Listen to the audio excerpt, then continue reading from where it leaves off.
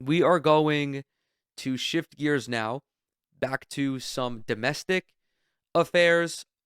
A few days ago, there was a sitting U.S. senator arrested by federal agents in California. This is Senator Alex Padilla.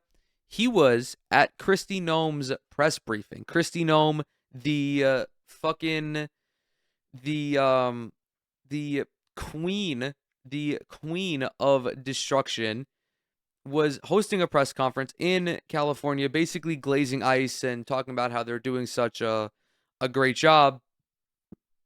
Alex Padilla is a state senator from California, and he was there because it was a public press conference. He was allowed to be there. He wound up getting fucking assaulted by federal agents for merely trying to ask a question during Kristi Noem's press conference. This is a major story for multiple reasons. The first being that this is a sitting politician within the United States. The second being that if they're able to do this to an elected official, what are they going to do to you? This is not a new talking point for me. I have been saying this ever since the mass deportation operation had begun. They, as in, ICE, immigration enforcement, they can do whatever the fuck they want to regular ass people. And they have been emboldened to feel like that because the Trump administration is allowing them to behave like Nazis and to severely overstep their boundaries as law enforcement officials. This is reporting from a CBS affiliate in San Diego. All came after escalating tensions spilled over into a news conference with Homeland Security Secretary Kristi Noem this morning. Senator Alex Padilla was forcibly removed and then handcuffed after he interrupted with questions. CBS 8's Richard Allen is here now with a remarkable scene, as well as the response from both sides of the political aisle. Richard? And Carlo and Marcella, it was quite a scene. Now, Senator Padilla says that for the last several months, he had been trying to get answers about the Trump administration's, quote, increasingly extreme immigration actions and had not been able to get them. He then came to Homeland Security Secretary Kristi Noem's scheduled news conference in Los Angeles today to attempt to ask those questions, and instead, this is what unfolded.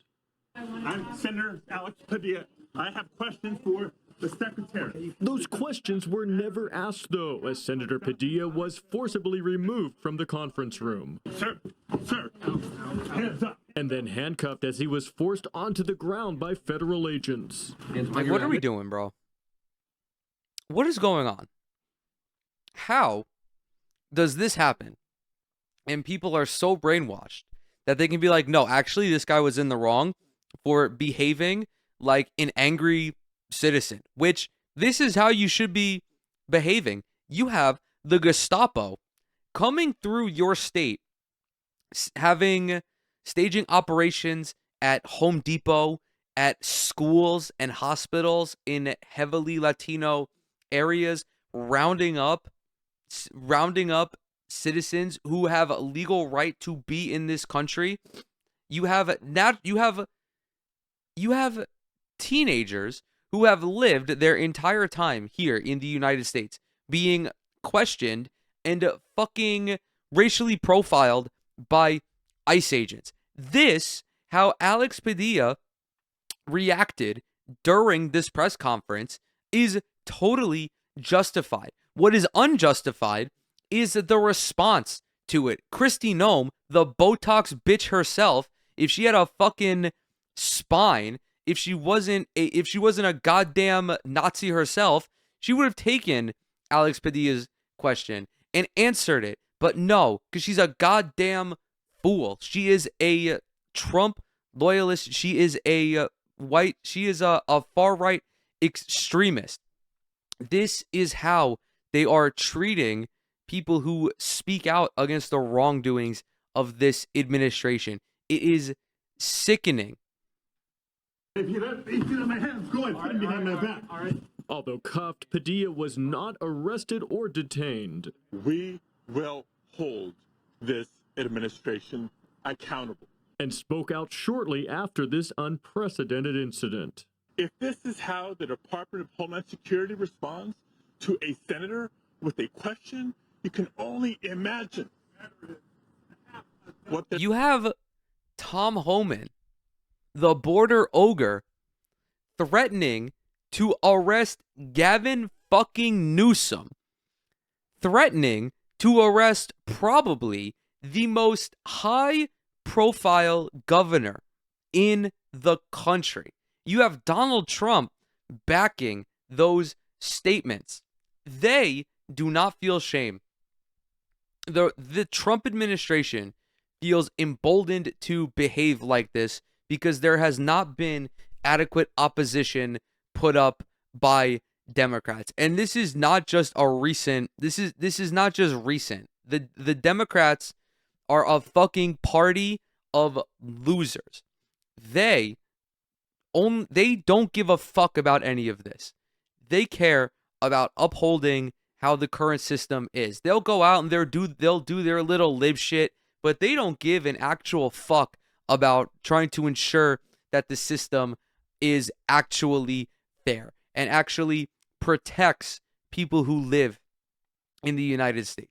This goes back for many years. The Republicans have been planning to get to this point for fucking decades. And the Democrats have not had the foresight to actually fight back against it. Now, there is virtually no mechanism in place to actually fight back. The Supreme Court is fucking rigged. So even if there is a ruling made in a lower court, the Republicans can escalate it and it will be upheld by the conservative supermajority in the Supreme Court. All of the leaders in Congress are out of touch. They have no fucking idea of how to resist anything. They see something like this, and instead of criticizing the Trump administration for behaving like this, they will say that Alex Padilla should have waited for the end of the press conference. They should have waited for the goddamn Q&A section. Like, you are not meeting the severity of this moment. they're doing to farm workers, to cuts, to day laborers. After the news conference, Secretary Noem said she met with Padilla for about 15 minutes. His approach, was something that I don't think was appropriate at all. But the conversation was great, and we're going to continue to communicate. Reaction from both sides of the political aisle was swift. This is not simply an assault on Senator Padilla. This is not an assault on Democratic senators. This is an assault on the rule of law. This is an assault on our democracy. The Democrat Party is on the wrong side. They are defending lawbreakers, and now they are acting like lawbreakers themselves. House Speaker Mike Johnson had an app that he shared with his son that monitored their masturbation habits. I know that's not related to the story at all, but you need to understand, he is a freakazoid. He is an unserious individual. Mike Johnson called Senator Padilla's actions wildly inappropriate. A sitting member of Congress should not act like that. It is beneath a member of Congress. It is beneath a U.S. senator. They're supposed to lead by example, and that is not a good example. We have to turn the temperature down in this country and not escalate it. Oh yeah, turn the temperature down. You fucking manlet. Mike Johnson is like, we have to turn the temperature down as we deport 4-year-olds, as we rip toddlers away from their family members, as we deport women who are 9 months pregnant, as we deport people who are awaiting cancer treatment. All of these people, mind you, are either law-abiding citizens or allowed to be here, legally allowed to be here. The Republican Party is it is a band of the worst people ever to exist. I am firmly convinced that there is 1% of people throughout the course of history that lead up to this moment who are not currently in the Republican Party, who are absolutely disgusting. But the modern day Republican Party in the United States of America is full of virulent racists, white supremacists, people who would kill these immigrants. They would kill them if public opinion allowed it. I firmly believe that these people have no interest in turning down the temperature of this country, as Mike Johnson said. The only thing they are interested in is removing all of the people who fight against it, who oppose this implementation of tyranny. It starts with undocumented immigrants. It then moves to people who criticize Israel, people who criticize the Trump administration, people who merely exist on the other end of the political spectrum. Disappointed that Speaker Johnson, in the brief remarks I heard, appeared to blame Senator Padilla. Democrat Congressman Mike Levin represents North County. I stand with Senator Padilla, and I would hope that any elected official here in Congress or otherwise, Republican or Democrat, I hope that they would condemn this sort of thing.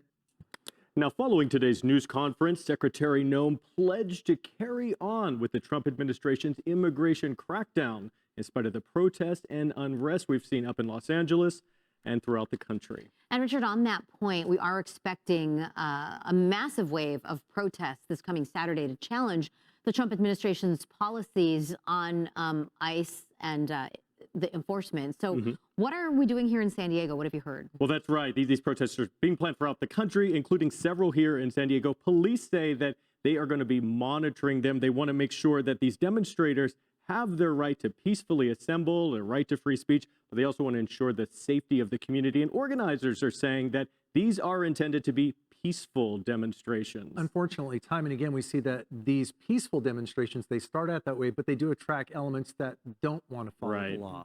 Yeah, well, exactly. Police are basically saying that if anyone breaks the law, they are no longer protesters. They have crossed the line and they are committing a crime and they will be held accountable. So, Dude, the media is like, they're such pussies. They're all fucking spineless cowards. Why are you attempting to frame these peaceful protesters as rioters without acknowledging the fact that the only reason these protests become non-peaceful is because of the escalation by law enforcement? Like, are you guys fucking stupid? Do you not see what has happened historically? You have an organization, you have people assembling in opposition against ICE or whatever it may be. This is not new, obviously. This has happened all throughout the course of history. These peaceful protesters, they show up with fucking signs, okay? They show up with signs and megaphones. And the fucking law enforcement agencies show up in riot gear with flashbang grenades and rubber bullets and armored trucks. And then the fucking National Guard comes in. Do you not recognize the escalatory nature of law enforcement, of the deployment of law enforcement in these situations? It's not the fault of the protesters. It's the fault of the police being fucking militarized. And it's the fault of the state leadership allowing this militarized police force, who is incompetent, to try to not escalate these matters. Furthermore, the Trump administration escalates these as well by blatantly defying the wishes of someone like Mayor Karen Bass or Governor Gavin Newsom and sending in the National Guard anyway, and the Marine Corps. You have literal fucking soldiers deployed in these cities who have lethal weaponry on them. They are sent with the explicit purpose of defending or protecting federal buildings. But the tension, the unnecessary tension that is added to the protest by way of these types of encampments is not something that you can just dismiss.